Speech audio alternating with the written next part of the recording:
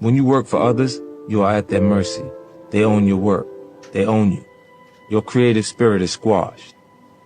What keeps you in such positions is a fear of having to sink or swim on your own. Instead, you should have a greater fear of what will happen to you if you remain dependent on others for power. Your goal in every maneuver in life must be ownership. Work in the corner for yourself. When it's yours to lose. You're more motivated, more creative, more alive. The ultimate power in life is to be completely self-reliant, completely yourself. The most expensive thing we spend is time.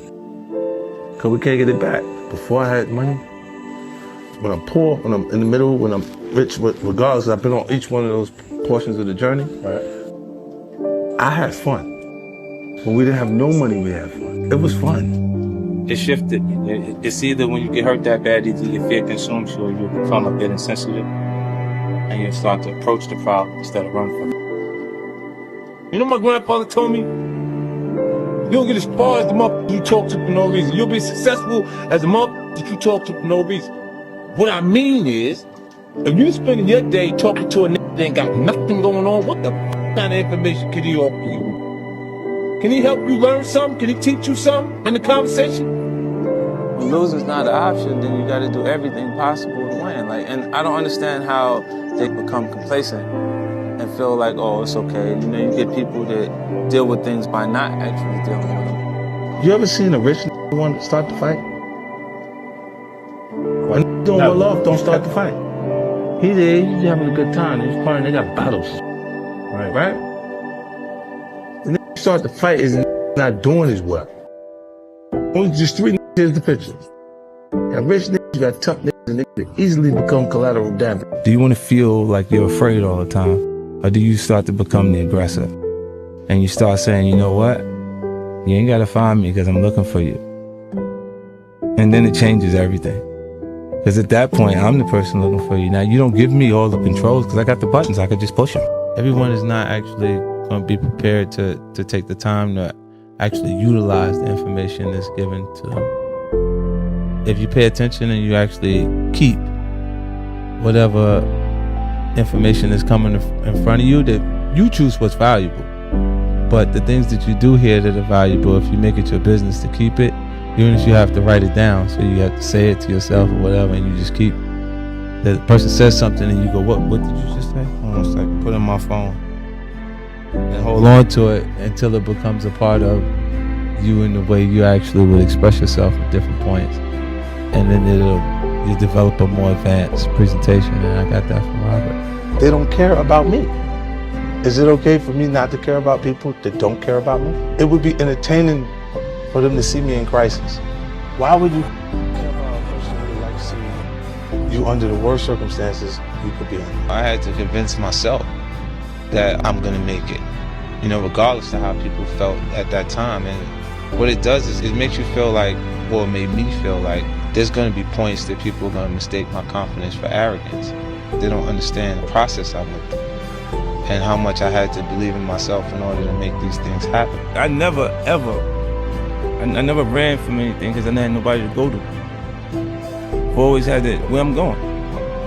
Home to get me? Ain't nobody there. You know what I'm saying? Like, so I've always been in a situation where I'm forced to deal with it myself, so. The most expensive thing we spend is time. Because we can't get it back. Before I had money, when I'm poor, when I'm in the middle, when I'm rich, regardless, I've been on each one of those portions of the journey. I had fun. At each place?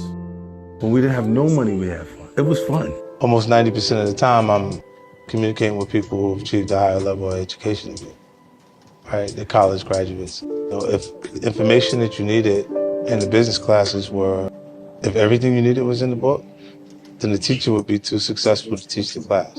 Find something to fall in love with, something to be passionate about, right? And then because you enjoy it so much, you'll be able to do it so much that you become so good that everybody's gonna love and appreciate you. I think depression is a luxury. Because where I'm from, you can't afford to be depressed. You gotta pay the bill, right? So you gotta go to work. You gotta get up, you gotta go do what you gotta do. They got people right now that's at work don't feel like being there. But they got responsibilities, so they feel uncomfortable while they're working, while they're doing what they gotta do. I grew older. The one thing that becomes clearer to me each and every day is that I don't owe anyone a thing, and neither do you. I've seen a lot of people pollute their potential after sipping from the well of entitlement. This is certainly true of many of the people I've been associated with over the years, even my own son. What they need to understand is that you should never feel like the world owes you anything. It doesn't. You must accept that it's all on you. That might seem like a very cynical way to view the world, but I would argue that it's actually liberating. You can only feel betrayal when you feel like you're owed something from someone. You can only feel resentment when you had expectations for assistance. When you accept that it's all on you, only then can you finally be free to focus 100% on being the best version of yourself. Either I'm going to get rich or I'm going to die in the process. I'm going to do what I want to do. And then if I die in the process, I was doing what I wanted to do. Get rich or die trying. I don't try to patch relationships. Right? You know what I'm saying? Like, because when they fall apart and you have no idea, like, what was the motivation, it says that you don't have to be involved for it to fall apart again. I think the things you go through make you who you are.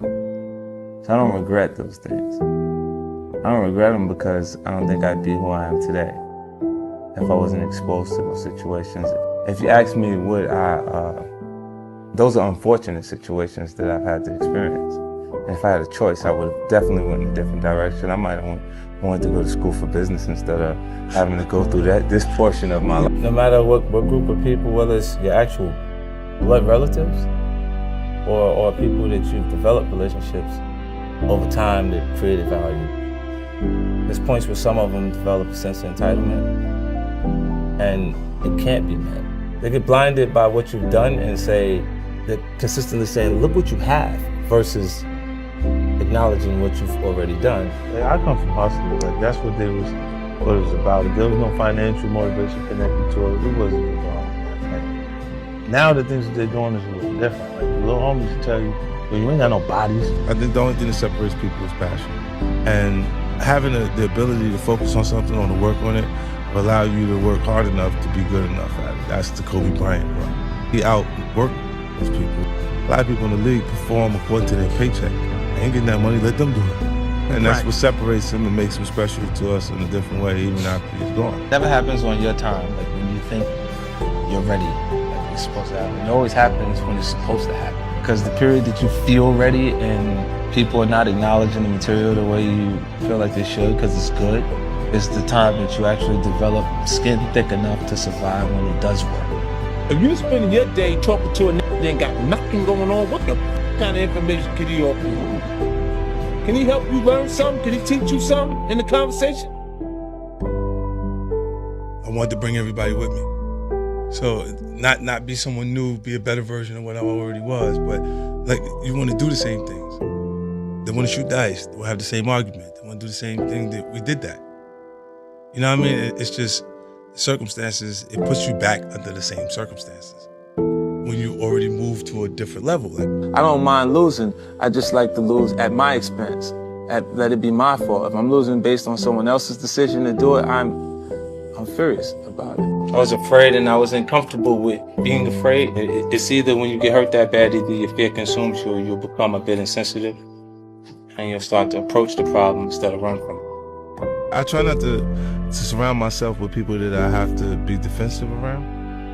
You know, and that is a defense mechanism. Like, anger is a more comfortable feeling to deal with than having your feelings be hurt, or a person did something, you being disappointed in the decision to do certain things. Like, you know, like some of these guys, they're gonna roll with anybody that will embrace them. Anybody that'll just be in every circle, period. And I'm like, I'm not really comfortable with that. Like, imagine if you say, yo, my man is over here, Charlamagne over here at the West End, I'm gonna go pull up on him. And you go over there and then you run right into somebody who got a problem with you.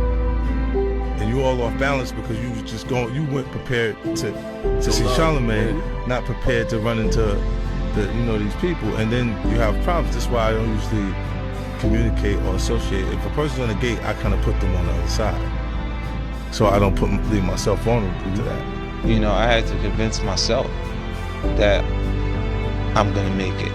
You know, regardless of how people felt at that time. And what it does is it makes you feel like, well, it made me feel like there's going to be points that people are going to mistake my confidence for arrogance, because I've had to, they don't understand the process I went through and how much I had to believe in myself in order to make these things happen. I feel like you can will yourself into a good space. Things that are meant to happen will. And if you believe in yourself enough, you can help yourself learn. You can inspire yourself in different ways where you can actually discipline yourself, to the point that you can become good enough.